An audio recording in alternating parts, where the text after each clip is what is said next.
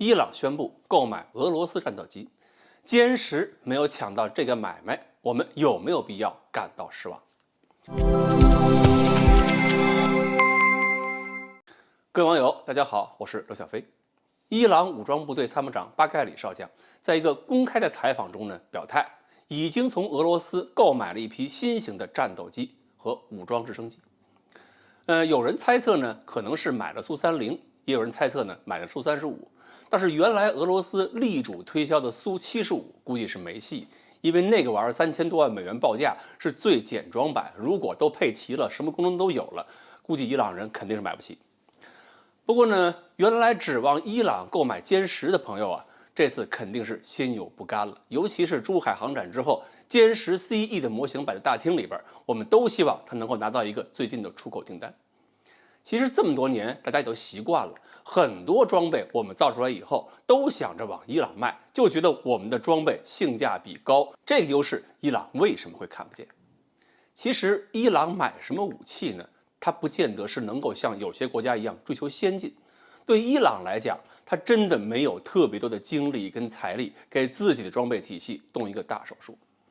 我们都觉得中国战斗机要比俄罗斯的要先进了，性价比要高了。但是，并非每个国家看我们的飞机都是这么个结论，因为他们要从后勤维护体系看，必须考虑后勤体系和飞机之间的继承性。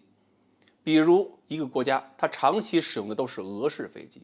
你让它突然用一个新体系，对沙特这样的国家来讲当然是无所谓，财大气粗；但是对于有些国家来讲，那就是没法承受。不用说别人，就拿我们自己说。想当年，解放军是打算引进幻影2000的，去了法国还做了试飞，然后呢，试飞员对幻影2000的性能是赞不绝口，说如果幻影2000的飞行员不犯错误，我们现役的什么歼6、歼7，还有这个歼8都不可能击落幻影2000，一点机会都没有。但是这笔买卖就是谈不成啊，因为那几十架幻影2000，还有相应的后勤维护体系，还有机场建设，这些成本加在一起，就相当于过去解放军空军几十年投入的总和，那怎么可能掏得出来这么多钱？所以我们只能放弃。而这些幻影2000后来去哪儿了呢？去了海峡对岸，算是用另一个途径进入了中国的空军。至于说伊朗，它能不能够买得起中国的战斗机，能不能够为中国战斗机建立一个新体系，还要看它现阶段以及未来一段时间它的经济发展潜力，才能看它是不是承受得起。另外呢，歼10 C 空战性能确实好，电子设备也比俄罗斯的先进，跟苏30、苏35比，它基本还算是半隐身的。但是歼10 C 的任务多样性、航程、载弹量，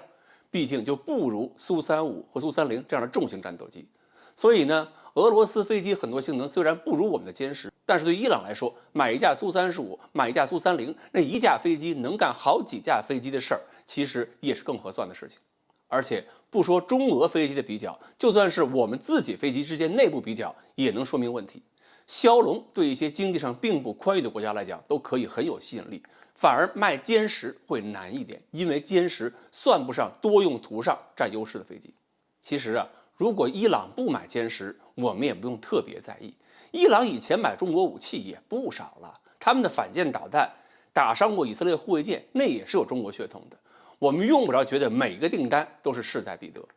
这里还有一个国际政治关系角度要考虑，就是伊朗武器禁运解除刚1年，这1年下来，美国对这个解除禁运还是不甘心、不高兴的。现在呢，俄罗斯马上要卖给伊朗比较先进的战斗机，这就让美军在这个地区活动的时候，无形中要增加不少压力。那么，美国跟俄罗斯之间就有可能围绕着战斗机销售、武装直升机销售，甚至是未来防空导弹销售，产生新一轮的较量。一方面，俄罗斯非常需要国际军火贸易来养活自己的军工企业；另一方面，这个方向的较量也需要俄罗斯继续发力，帮我们分担一下美国的压力。那么，让俄罗斯的军工企业多挣点钱，很好的维持下去，继续在2个方向跟美国抗衡，那么对我们也是有利的。而我们呢，只要维护联合国相关决议，帮着伊朗喊几句，强调伊朗购买战斗机在联合国框架之内合理合法，其他国家没有必要也不应该无端指责就可以了。